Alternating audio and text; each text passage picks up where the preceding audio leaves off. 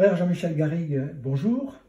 Pourquoi avoir écrit cet ouvrage, L'impossible substitution, juifs et chrétiens, 1er, 3e siècle? C'est mon 3e livre sur le lien entre les chrétiens et les juifs. Donc c'est dans le prolongement de toute une recherche, et en particulier d'un long dialogue avec des juifs croyants en Jésus que j'ai eu pendant une quinzaine d'années. Il m'est apparu que nous n'avions pas un narratif pour remplacer celui de la substitution. Nous verrons exactement de quoi il s'agit, qui est devenu tout à fait général dans toutes les branches du christianisme pendant des siècles. Aujourd'hui, c'est très remis en question par tout le monde, y compris par l'Église catholique à travers le Concile Vatican II et les papes qui ont postérieurs au Concile. Mais on a remis en question la substitution de l'Église à Israël, mais on n'a pas trouvé de récit alternatif à proposer de manière catéchétique aux chrétiens. Vous écrivez « Une doctrine de l'Église primitive a généré des siècles de souffrance pour les Juifs dans le monde entier ». Quelle est donc cette doctrine? C'est la doctrine de la substitution qui n'a pas du tout été conçue de manière agressive. De toute façon, les pères du 1er, du 2e siècle, même du 3e siècle, vivaient eux-mêmes dans la persécution des Romains, et donc ils n'avaient aucun pouvoir. Mais cette doctrine a permis qu'à partir du moment où l'Empire est devenu chrétien, et ensuite dans les nations chrétiennes du Moyen-Âge, on a trouvé choquant, scandaleux, l'existence même des Juifs, incrédules, comme on disait, donc réfractaires à l'Évangile, à la bonne nouvelle, et on a commencé à les persécuter. Et tout est sorti à partir du IVe siècle, de la christianisation de la société païenne de l'époque. Il s'en est suivi toutes sortes de persécutions que nous connaissons bien par l'histoire. Alors souvent est évoqué le dialogue complexe entre Jésus et les pharisiens. Pouvez-vous expliquer en quoi Jésus n'a pas fondé de nouvelles religions? Cela se voit dans le fait que Jésus se situe lui-même entièrement sous la loi juive. Même quand il semble s'en éloigner, il la justifie toujours, en ce sens-là, à la manière des pharisiens et puis du Talmud plus tard, à partir de raisonnements et de casuistiques autour de références bibliques. Donc il est toujours dans le cadre du judaïsme, il est né sous la loi, comme dit saint Paul dans l'Épître aux Galates, né d'une femme, né sujet de la loi. Et il s'en est jamais éloigné. Il a pu penser à remplacer le sacerdoce du temple de l'époque, qui était très discrédité par sa corruption, sa collaboration avec les Romains, etc., par certains de ses disciples, comme quand il dit « Tu es pierre, et sur cette pierre, je fonderai mon Kahal, mon église, c'est-à-dire ma communauté croyante. » il a pu penser à un renouvellement du personnel dirigeant d'Israël, mais pas de créer, de fonder une religion à côté de la religion d'Israël.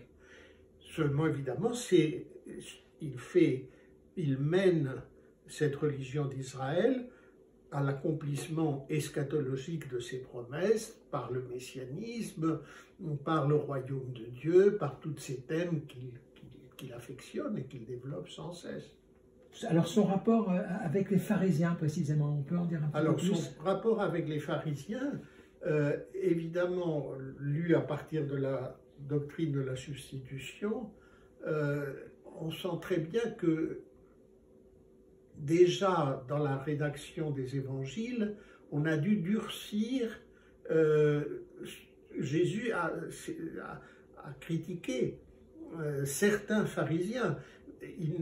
En même temps, on le voit manger avec des pharisiens, avoir une bonne relation avec Nicodème, mais pas seulement avec Nicodème, avec d'autres pharisiens.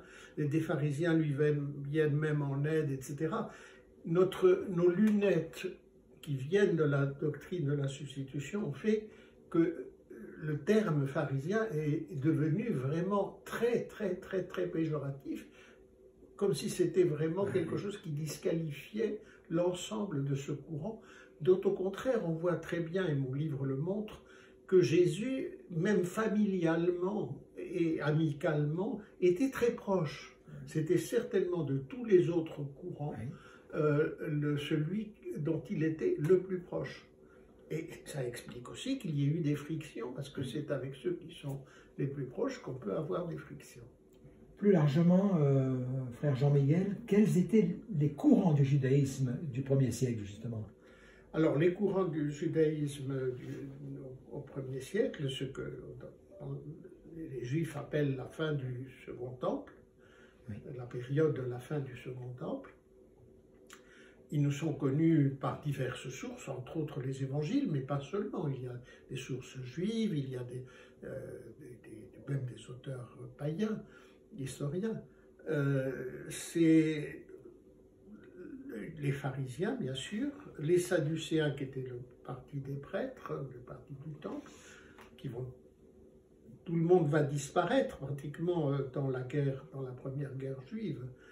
Tous ces courants, sauf les pharisiens, qui feront, je dirais, le nouvel ordre d'Israël dans les temps postérieurs à la chute du temple.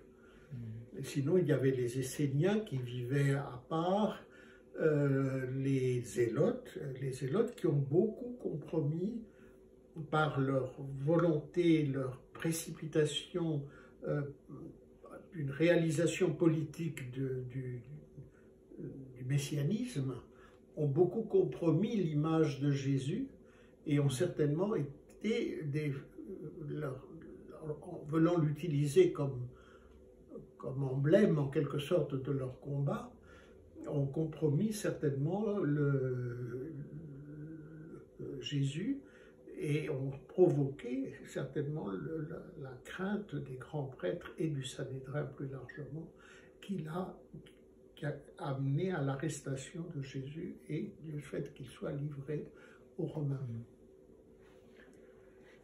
Comment s'effectue ce que vous appelez l'avènement du christianisme? L'avènement du christianisme, moi je vois le tournant à Antioche déjà dans le type d'évangélisation que nous rapportent les Actes des Apôtres, où il y a eu beaucoup de conversions à Antioche de païens, très, très vite. Et les Actes des Apôtres nous disent que on les a convertis sur la base de Jésus est Seigneur. Mais les a-t-on assez enracinés dans le fait que Jésus est Seigneur, mais parce qu'il est aussi le Messie d'Israël, etc. L'enracinement dans l'histoire du salut juif a peut-être été défectueux. Et j'en vois le signe dans le fait qu'on a les premiers indices d'un christianisme autoréférentiel, parce que cet avènement du christianisme, c'est quand le christianisme devient autoréférentiel, parce qu'il prend la figure de Jésus à la limite indépendamment, ou alors si on garde un certain lien, c'est uniquement les prophètes qui ont annoncé la venue de Jésus, du Seigneur, qui est Seigneur des nations en quelque sorte. Et donc, il peut, d'une certaine manière, on peut se passer du judaïsme, et à mon avis, on le voit en filigrane dans les lettres de saint Ignace d'Antioche. Donc, au tout début du IIe siècle. Ça apparaît là, parce qu'on peut se passer d'une certaine manière d'Israël. Et pour moi, ce chapitre est très important, ce chapitre dans mon livre est très important. L'avènement du christianisme, il apparaît là, et il va se développer alors carrément dans la doctrine de la substitution de l'Église à Israël, et de l'Église même des nations à Israël, puisqu'on ne tient de moins en moins compte des judéo-chrétiens. Mais en gros, le christianisme apparaît quand il prend le pouvoir.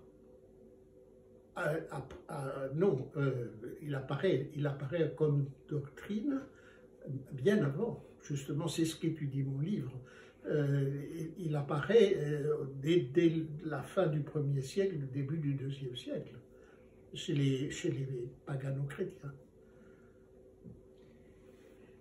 Que sont donc les églises de la circoncision? Qu'est-ce qu'on appelle les églises de la circoncision? Alors, les églises de la circoncision, c'est justement ceux qu'on oublie très vite. Alors que Paul disait « Israël n'a pas été rejeté parce que moi je suis israélite et je crois en Jésus », donc Paul raisonne en termes de reste. Il y a un reste qui a cru, ce sont tous ces juifs qui ont cru et qui ont formé la première communauté ecclésiale des disciples de Jésus. Donc, ces églises de la circoncision, elles ont gardé tous les observances. C'est ce qu'on voit dans la communauté de Jérusalem qui continue à aller au temple et qui a simplement la fraction du pain comme mémorial du sacrifice de Jésus à la maison, dans un rite de liturgie familiale. Mais sinon, la liturgie synagogale et la liturgie surtout du temple, elle continue. Il continue à aller au temple et il continue à vivre à la juive, comme des juifs. Et c'est ainsi que ça va se faire dans toutes les... On le voit très bien, par exemple, encore aujourd'hui, une église comme l'église d'Éthiopie a gardé la circoncision. Ça veut dire qu'il y a des églises qui ont eu une matrice très judéo-chrétienne. Même si les judéo-chrétiens comme tels, on les a marginalisés au point qu'après, certains d'entre eux en tout cas, se sont sectarisés. Néanmoins,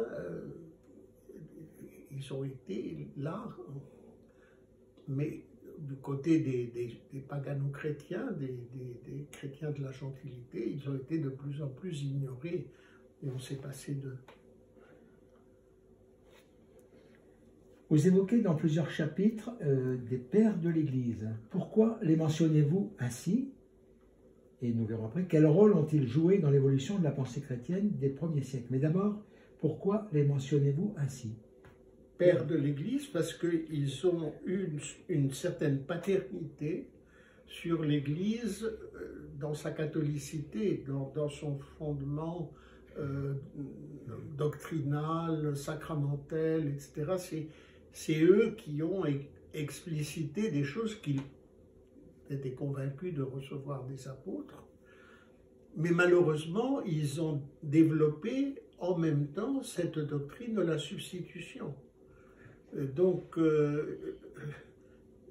on le voit chez un très grand auteur de cette époque, du IIe siècle, saint Irénée de Lyon, évêque de Lyon, qui venait d'Orient, qui est en même temps acier la doctrine orthodoxe, ce qui va devenir la doctrine orthodoxe de l'Église pour des siècles, à partir de là, mais en même temps véhicule lui-même la doctrine de la substitution.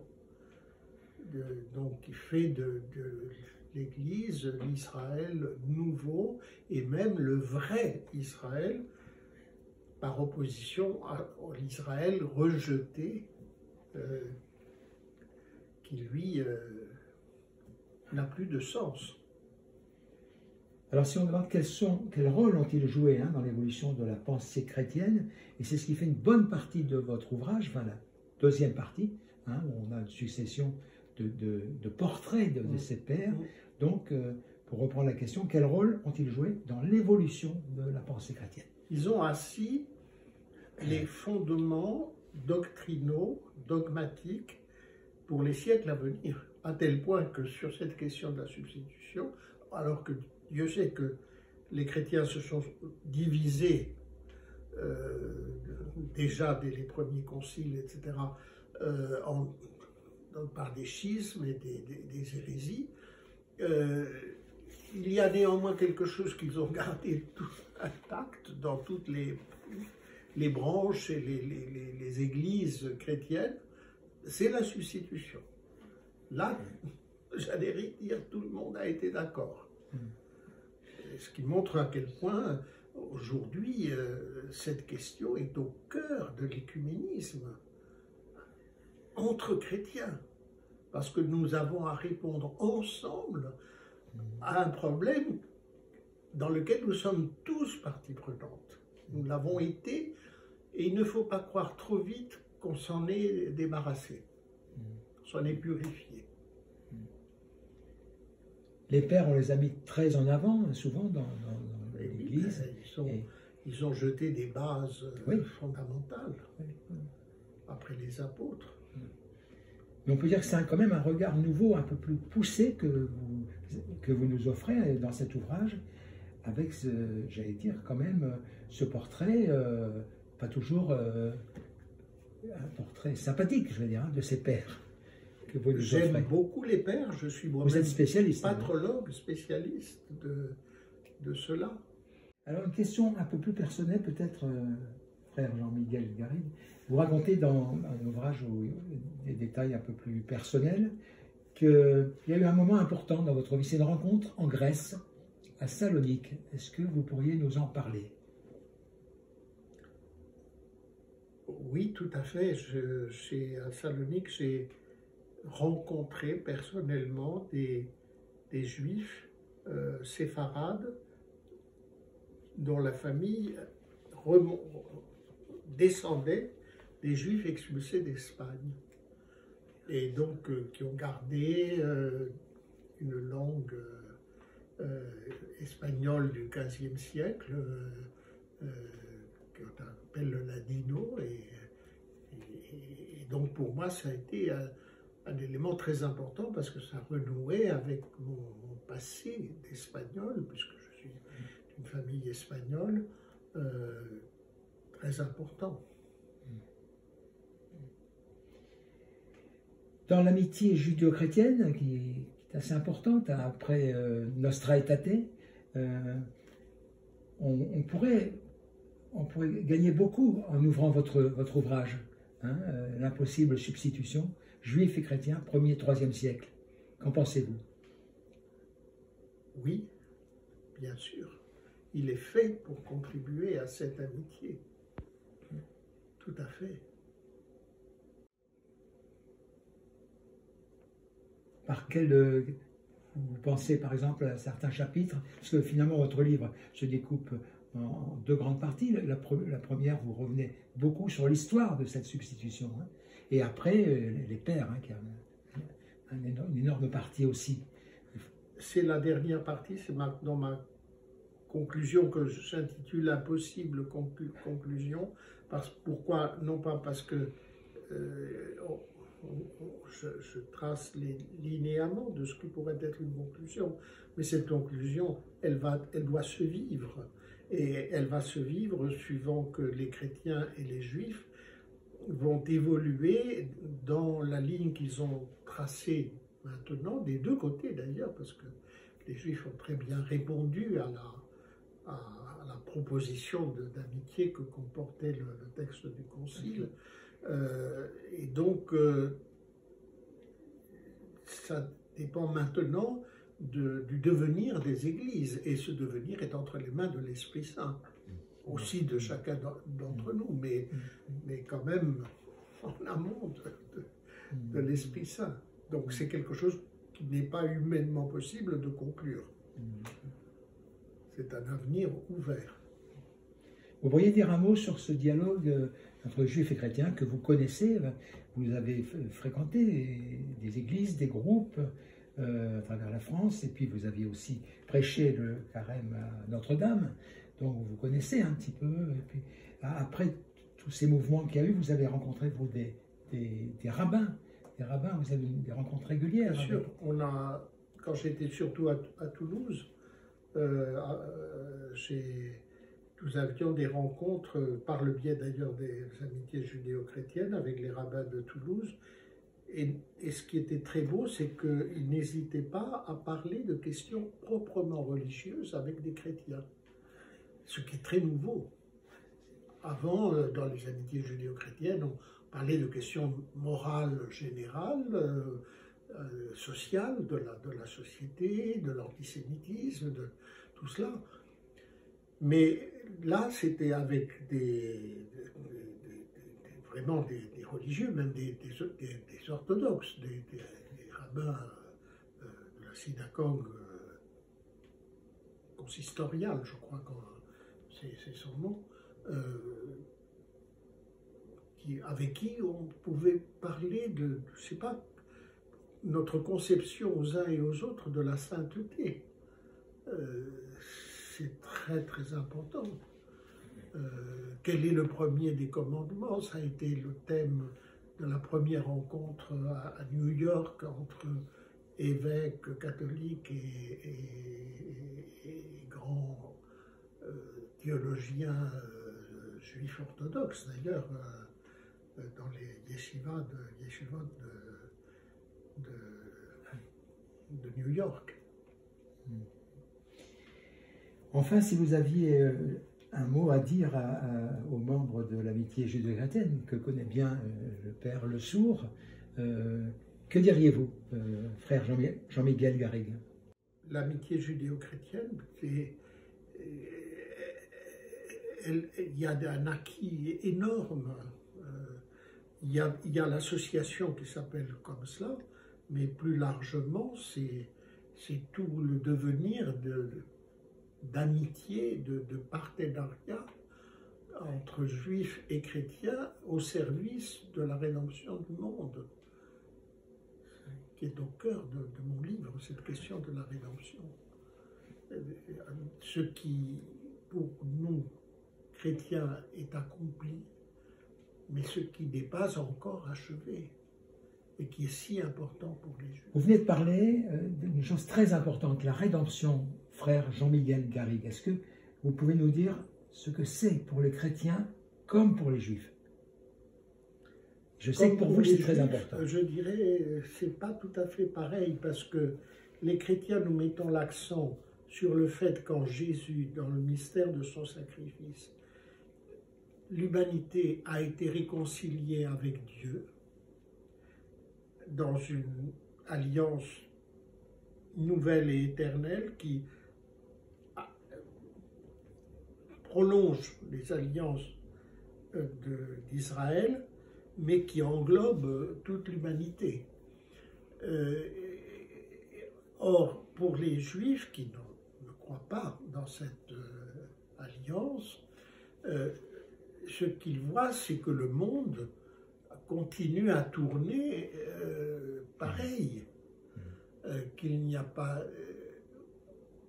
enfin, je dirais oui et non, parce que ce que je viens de dire est très généralement affirmé par les Juifs, mais si on se reporte à la déclaration des rabbins orthodoxes en réponse à Vatican II, à Nostra Aetate, ils reconnaissent que le christianisme, c'est le terme qu'ils emploient, est une œuvre divine parce que le christianisme a diffusé la foi au Dieu d'Israël et les grands principes moraux de la Bible